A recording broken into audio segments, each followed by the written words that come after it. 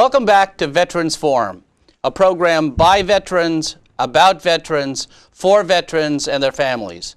I'm your co-host, Bob West, with Ray Chattery and Jerry Devlin. Our goal is to provide important information to you and your family about legislation, benefits, support, and activities from leaders in our community. Ray, who do we have with us today?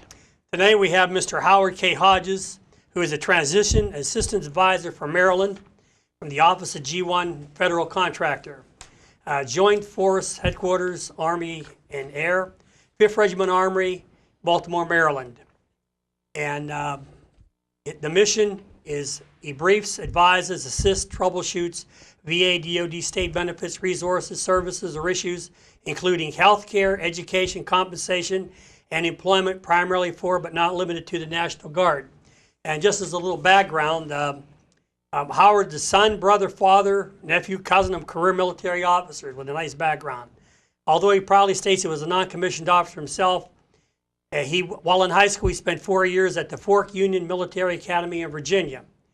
Drafted during the Vietnam War, he quickly ran down to the local recruiter and enlisted as a military photojournalist. He then spent 3 years with the U.S. Army parachute team, the Golden Knights, narrating air shows and writing news stories as they traveled throughout the United States.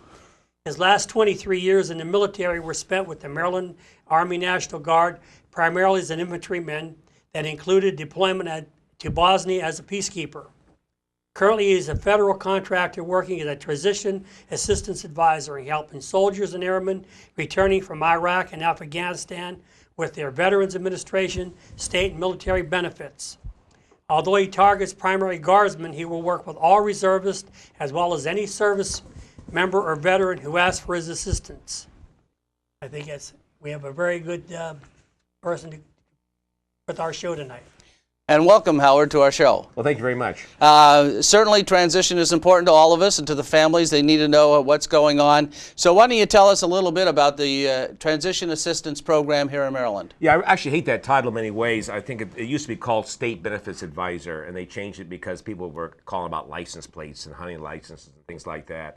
What it really is, it's a reserve equivalent to the TAP program, the Transition Assistance Program on an active duty basis, where soldiers are retiring or get out, get 2 or 3 days and, dress for success, how to do a resume, and help find a job. We don't quite do that. We basically work with reservists, primarily Guardsmen, but not limited to them, coming back from Iraq or Afghanistan, and we help them transition back to their civilian jobs.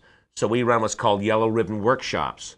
They go through 30 days when they're back, 60 days when they're back, and 90 days. We take them in Maryland to a hospital for their final physical and set them up with the Veterans Administration. And during those weekends, we deal with things like, suicide, anger issues with the family, the finances, help them in many cases try to find a job. We have 50 guys right now looking for a job of various degrees, and we have an employment specialist currently helping them.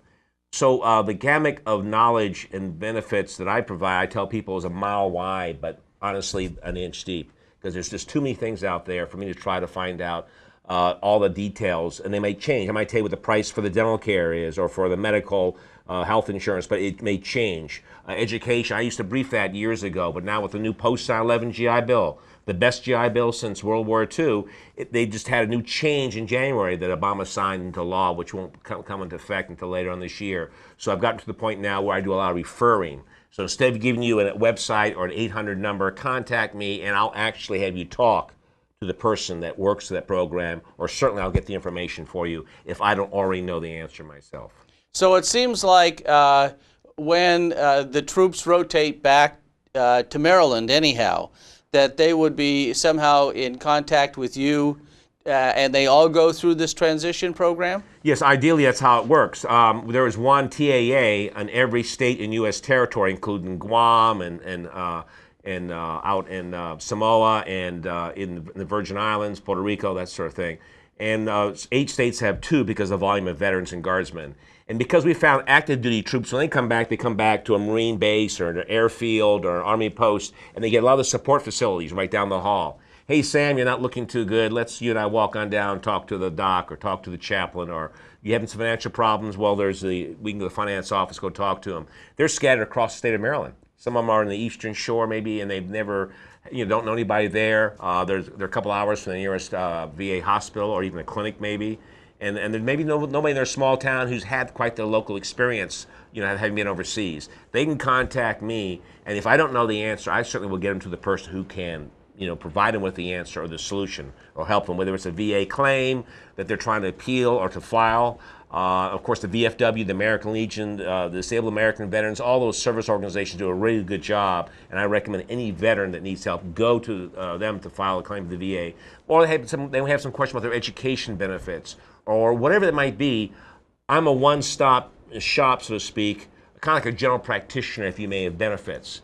And I'll say to you, what you need to do is you need to talk to this specialist if it comes to education, So it's a voluntary program. Is that correct? For them, it's voluntary. The yellow ribbons, which are the 3 weekends, 30, 60, 90 days out, they are mandatory, but a lot of times, even though they're mandatory, as we call it, mandatory fun, because we do put them on a hotel overnight, with their spouse or their significant other and their children, and we brief them all day long. But a lot of times they still don't take advantage of that, or they're deploying with another unit in another state. The National Guard happens a lot. We may deploy, for instance, to Afghanistan next year, hypothetically, and we may take troops from Delaware or Ohio.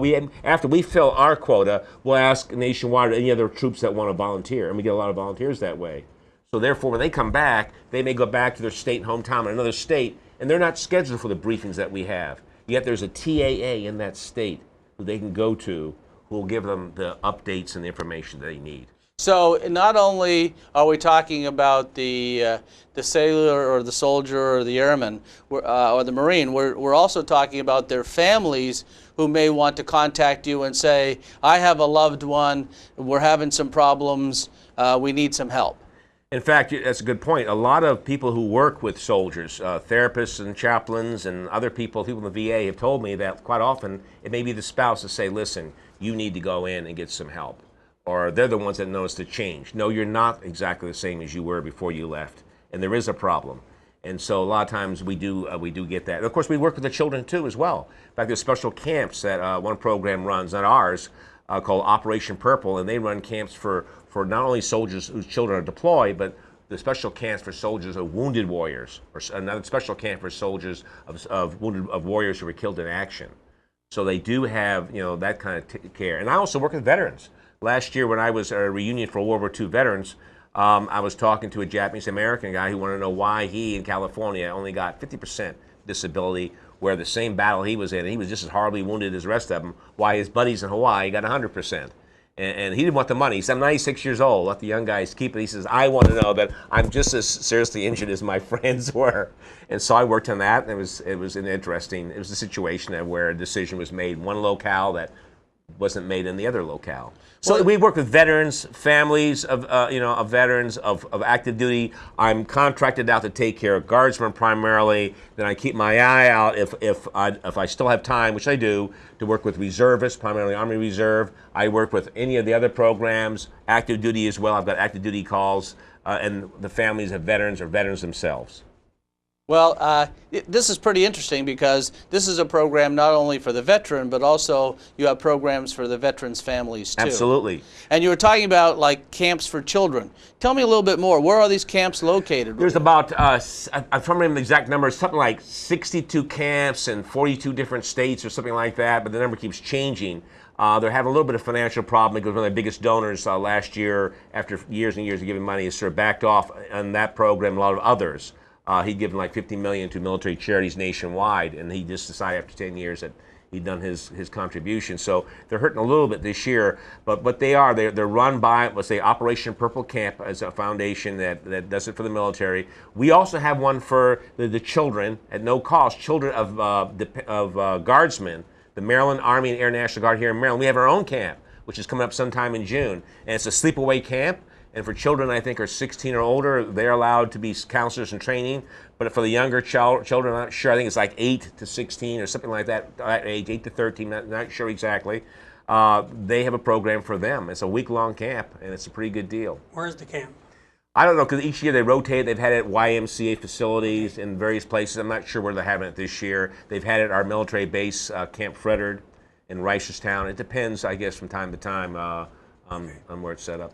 One of the things that's pretty common is the fact that our state is kind of unusually shaped, and a lot of the programs and benefits and so forth seem to be centrally located in and around Baltimore as being the largest city, and some things toward the Eastern Shore, but very little happens out in Western Maryland. How do you get out there and talk to the folks out in that area? Well, I've worked with the Maryland Department of Veterans Affairs, and underneath Secretary Chow, they had musters in each county. We usually held at VFW and American Legion halls, or at college universities and other places as well, to reach out to the veterans. And we had a muster, as we call them, in Cumberland. We also allow them to use resources. I tell anybody, listen, there's a VA hospital right across the border at Martinsburg, West Virginia. And a lot of the troops go there, and they get, in fact, Martinsburg says they get troops from Ohio, from Richmond, from Virginia, and from other states, to their west, and us as well. Troops on the Maryland, Pennsylvania border. They can go either way they want to. And if they really wanted to, they can they can contact a TAA in another state. I have no problem doing that. But it wouldn't make a whole lot of sense, because that other state not going to know the state benefits that I might know, won't have the same in-state contacts that I have. And so the VA does also a very good job of outreach. There are veteran centers, a veteran center I know in Cumberland. In fact, there's a Vietnam veterans group. I'm not that familiar with it, but there's a Vietnam veterans group that has their own little building, a small exhibit hall, actually in Cumberland. So we do take care of all parts of the state. Do people fall through? Sure, they fall through the cracks, which is why a guy like me is around to try and pick up those pieces, or the troops that come and say, hey, I never heard of this information.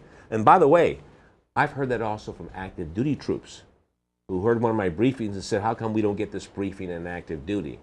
And I know they probably did someplace, but somewhere that poor soldier just got lost and never got the information. Yeah.